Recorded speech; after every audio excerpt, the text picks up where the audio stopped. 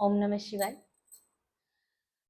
आज हम बात करने जा रहे हैं रजस सत्व तमस की अकॉर्डिंग टू वास्तु। पिछली वीडियोस में हम बात कर चुके हैं रजस सत्व तमस की कि वो ब्रह्मांड में कैसे कार्यरत होते हैं, हमारे जीवन में कैसे और प्रकृति में कैसे कैसे काम करते हैं। लेकिन अब स्पेसिफाई देख लेते हैं कि हम लैंड एनर्जीज का सिलेक्शन कैसे करते हैं रजस सत्व तमस के अकॉर्डिंग।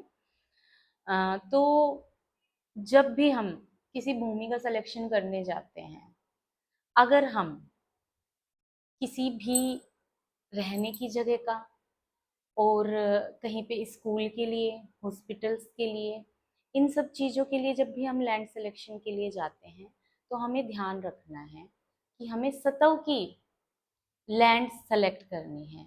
और खासकर जहाँ पे कम्युनिकेशन वाला काम है, लाइक अगर मैं बोलूँ जहाँ पे कंपनीज होती है, आपकी सीए फर्म्स होती है, ये सब भी सतह के अंडर आ जाती है। और सेकंड आता है हमारा रजस। रजस हमें सेलेक्ट करना है जब हमारी फैक्ट्री लेवल पे कोई प्रोडक्शन हमें करनी है, वो किसी भी टाइप का प्रोडक्शन का काम हो सकता है, वो हमेशा हमें रजस पे करना है जहाँ पे किसी चीज को बनाने का कार्य हो रहा है। और थर्ड होता है हमारा तमस।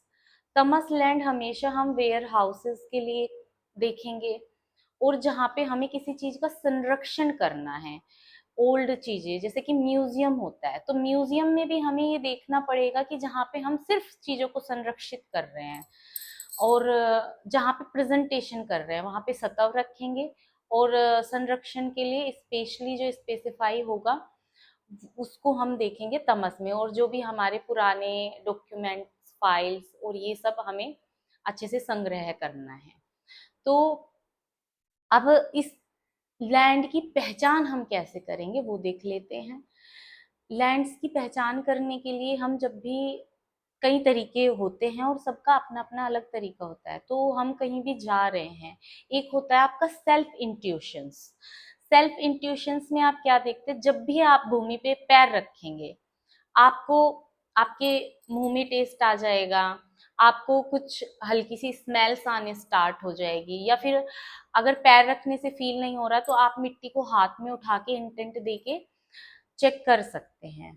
तो अगर आपको यहाँ पे रजस की लैंड होगी तो आपके मुंह में थोड़ा सा तीखापन और थोड़ा सा खट्टापन आएगा, गला जलने लगेगा, है ना, और नोस्टल जो है आपकी थोड़ी गर्म हो जाएगी।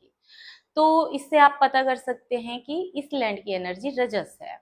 वहीं अगर लैंड की एनर्जी सतव है, आपको एक हाथ में मिट्टी उठाते ही एक खुशी का अनुभव होगा, आपको एक प्लेजेंट सी खुशबू आएगी, आपका मुंह पे जो टेस्ट है वो मतलब अच्छा सा हो जाएगा, या फिर जिस टेस्ट में आप गए हो ऑलरेडी जो आपके मुंह में टेस्ट था वो ऐसे सिमिलर भी रह सकता है। और अगर वहीं पे लैंड तमस की है तो मिट्टी उठाते ही या लैंड पे पैर रखते ही आपका जो टेस्ट है वो बीटर हो जाएगा, कड़वा और बहुत खारा मुंह हो जाएगा। और आपको ना कोई स्मेल आएगी, लाइक जिसको आप बदबू बोलते हैं, गंध ऐसी होगी कि आपका मूड खराब हो जाएगा। स्मेल अच्छी नहीं करेगी वो मिट्टी भी वहां की। और आपको नेचुरली भी ये हो सकता है। It's depend on your intuition कि आप कितना ध्यान मेडिटेशन करते हो और अपनी इंट्यूशंस को कितना एक्टिव रखते हो। तो सबसे पहला तरीका ये हो गया। दूसरा जो कि कोई भी करके देख सकता है कि लैंड पे जाइए, और लैंड में मैं कहूंगी कि थोड़ा नॉर्दर्न डायरेक्शन और ईस्टर्न डायरेक्शन में जाके वहां पे खड्डा खोदिए। खड्डा कहाँ खोदना है ये भी मस्ट होता है, जाते ही लैंड पे कहीं भी एकदम बीच में या फिर आप साउथ वेस्ट में खड्डा ना खोदे। और वो खड्डा खोद के उसमें पानी डालिए। तो पानी डाल के आप 100 कदम या फिर पूरे लैंड को एक बारी नाप के जाइए अपने पैर से और वापस आइए। उतनी दूरी तक आने पे आपको क्या फील होगा, अगर आपकी लैंड तमस की है तो पानी पूरा पी जाएगी इतनी देर में। आप मान के चलिए 2 से 5 मिनट वो पानी छोड़ना है आपको। और अगर लैंड सतह की है तो आपकी, जैसे आपने पानी डाला है तो आपका पानी बहुत धीरे धीरे नीचे जाएगा, उसका लेवल ओके ओके होगा, मतलब मैं ये कहूंगी कि ऊपर ही रहेगा, वो सही रहेगा, पानी एकदम खींचेगी नहीं जमीन पानी को। और थर्ड अगर हमारा रजस का है तो रजस का लैंड पानी को हल्के से सोखेगा और एक मीडियम लेवल धीमी गति से सोखेगा पर। तो इस तरीके से हम पानी से देखते हैं। सेम जो हमने खड्डा खोदा है और मिट्टी बाहर निकाली है, उस मिट्टी को वापस डालेंगे। ठीक है, तो मिट्टी को जब हम वापस डालेंगे तो जो तमस की लैंड होगी, मिट्टी कम आ जाएगी। मिट्टी जैसे ही वो खुदी हुई मिट्टी हम वापस सेम टू सेम मिट्टी डालेंगे तो मिट्टी खड्डे में जगह बनेगी। ठीक है, रजस की होगी तो लेवल पैरेलल होगा, और अगर सतह की लैंड होगी तो वो मिट्टी अधिक होगी, मतलब आपके खड्डे में पूरी आएगी नहीं। तो इस तरीके से हम लैंड्स को देखते हैं, लैंड का सिलेक्शन करते हैं। ये एकदम नॉर्मल तरीके होते हैं लैंड के सिलेक्शन के, और इनको कोई भी कर सकता है। बट हाँ, जो मैंने बोला, जो आपके मुंह पे खट्टापन या आपको स्मेल वाली फीलिंग आएगी वो इंट्यूशन से ही आती है।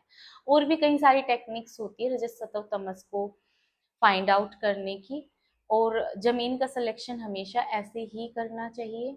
और दूसरा, हमारे पास कुछ टूल्स होते हैं, हम उनको इंट्यूशन देके उनसे क्वेश्चन पुट करके आपके लिए लैंड का सिलेक्शन करते हैं। वो एक प्रोफेशनल वास्तु कंसल्टेंट ही आपको लैंड सिलेक्शन का टेक्निक करके दे सकता है, जो कि इंट्यूशन वाली टेक्निक होती है। और हमारे टूल्स हमसे बेसिकली बात कर पाते हैं, या फिर जो हम उनको इंट्यूशन देते हैं उसका एकदम सही जवाब दे पाते हैं हमें। तो वो तरीका भी बहुत सटीक और अच्छा होता है। तो इस तरीके से आप रजस सतह तमस का कर सकते हैं सिलेक्शन। और लास्ट सिलेक्शन होता है हमारी नाड़ी के द्वारा। जैसे हमारे वेद हमारी नाड़ी देख के हमारी बीमारियों की पहचान करते हैं, ऐसे ही हम लोग अपनी नाड़ी से भून ऊर्जाओं को कनेक्ट करके उसको इंटेंट देके चेक करते हैं कि इस भूमि पे कौन सी ऊर्जा अधिक आ रही है। ठीक है, तो इस तरीके से हम इंटेंट देख के और पूरा अपनी नाड़ियों को देख के आपके लिए भूमि का सिलेक्शन कर सकते हैं, जो कि आगे लाइफ में जाके आपको बहुत अच्छे से फलित भी होती है। जिस कार्य के लिए आप लैंड सिलेक्शन कर रहे हैं, ये बहुत जरूरी है कि लैंड उसी के अकॉर्डिंग हो, तो आपको अपनी लाइफ में वो लैंड हमेशा फलित होती रहेगी और आगे जाके आपको हर चीज में बेनिफिट करेगी। तो आज के लिए यहीं पे एंड करते हैं इस टॉपिक को। आपके कोई भी क्वेश्चन हो आप छोड़ सकते हैं कमेंट में, उनका हम आपको जवाब देंगे। रजत सतह तमस से जुड़ी हुई कोई भी बात आप क्लियरिटी अगर आपको चाहिए पूछ सकते हैं। तब तक के लिए खुश रहिए, स्वस्थ रहिए। Thank you.